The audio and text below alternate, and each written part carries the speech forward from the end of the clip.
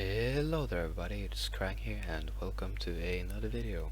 So I'm just gonna do a short kind of quality review. There's not gonna be too much stats, I'm just gonna talk about my opinion and stuff.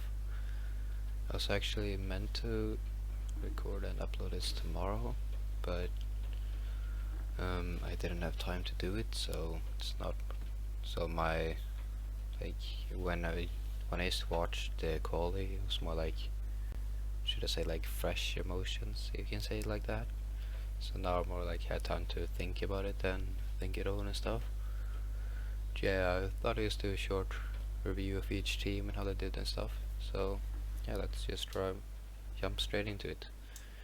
So in last place we had Alfa Romeo, who I don't know what the hell happened to them. Because Giovinazzi P18 and Raikkonen P19, that is horrible.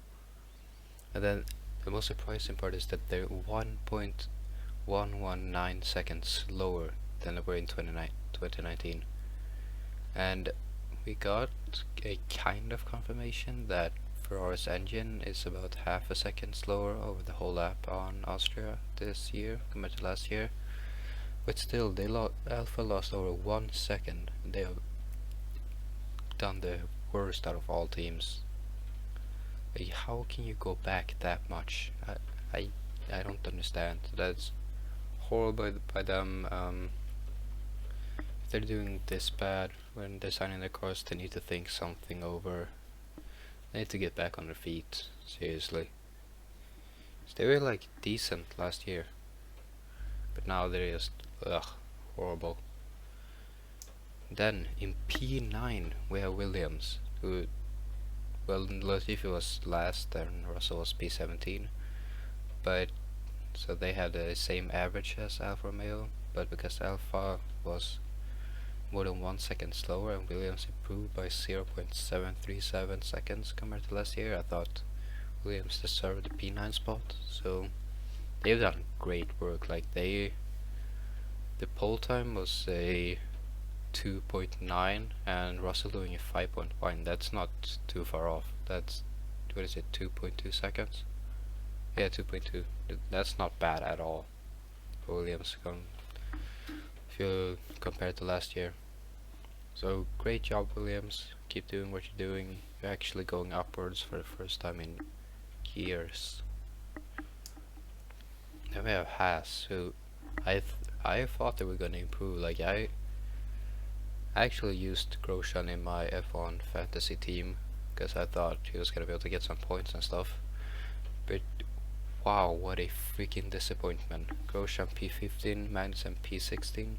And Magnussen was P5 last year. This time he put in a 105.164. That is very slow. And Grosjean's lap, a 104.691, was 0.619 seconds slower than Magnussen's lap last year. Which I guess you could take about around half a second and blame the Ferrari engine, but they still lost a lot of time.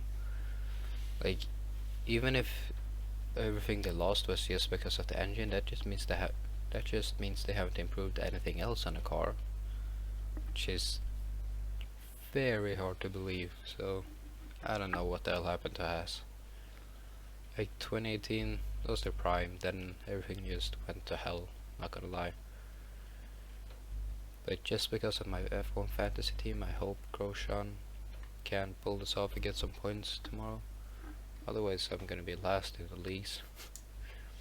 Next we have Alfa Tauri, who was also improved over the year. We had Gasly P12, Kvyat P13.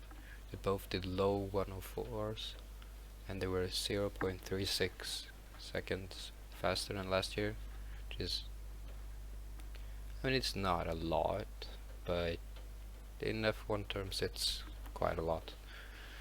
So well played by Alfa Tauri.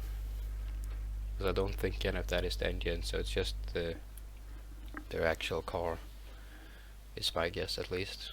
So well done. Then we have Renault, and I gotta say that was a disappointment. P10 by Ricciardo, P14 by Ocon. I mean, sure, they field was very close this time, but I feel like Ocon should be able to get into Q2. And Ricciardo does have a kind of excuse for why that was so horrible, or why he is coming P10, because when he started his final lap, like, he had Hamilton and Bottas ahead of him, and then Hamilton slowed down a lot so Bottas could pull ahead, so Hamilton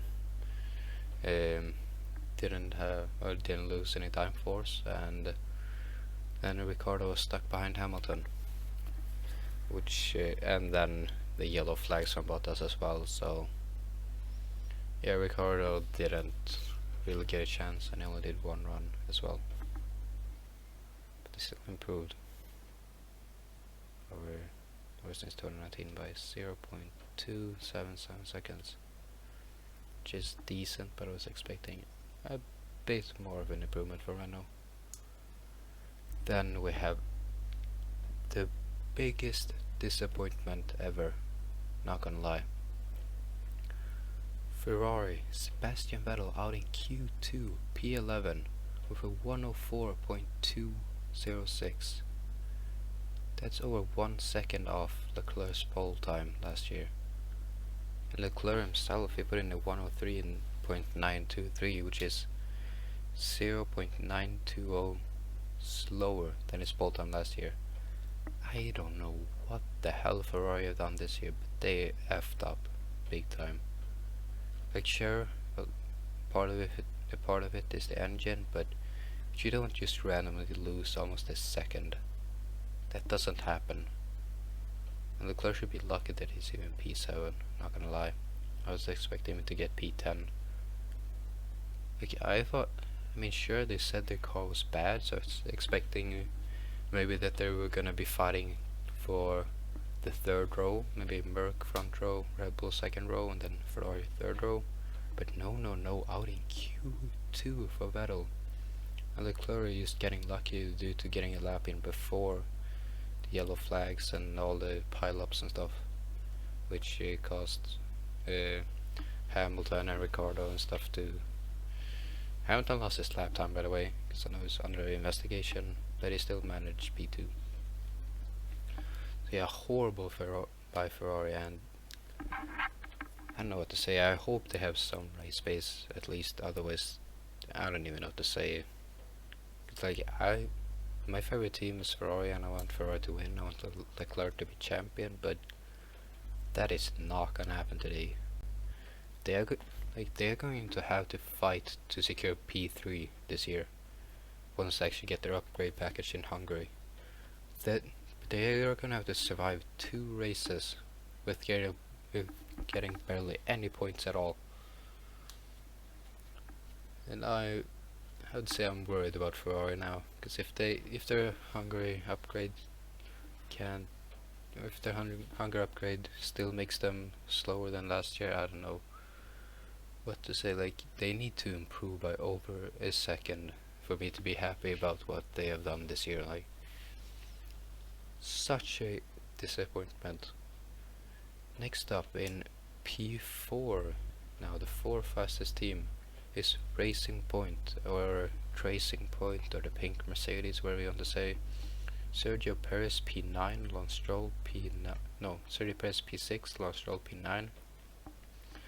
And for Stroll to get into Q3, like, just that of itself is an amazing achievement. Like, he struggled to get off Q1 last year, and they improved basically what Ferrari lost by 0.921 seconds compared to 2019. And I would just put all of that down to copying the Merc, not gonna lie. But still, P6 and P9, well played, Racing Point. Your strategy at car building seemed to work, at least.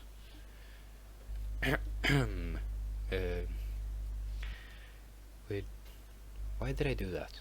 I don't know, but they seem to manage to do what Ferrari couldn't do. So yeah. Then we have McLaren. Like, what the hell? Norris was on fire, not gonna lie. Norris P4 with a 1.03 6.26. Like, what the hell? And then Sainz P8 by 0.3 seconds lower, around there. And they improved by almost half a second since 2019. Like, in practice they looked horrible, like parts were flying off the car, front wings were breaking just by driving around the circuit. I don't know what the hell they did. They did something.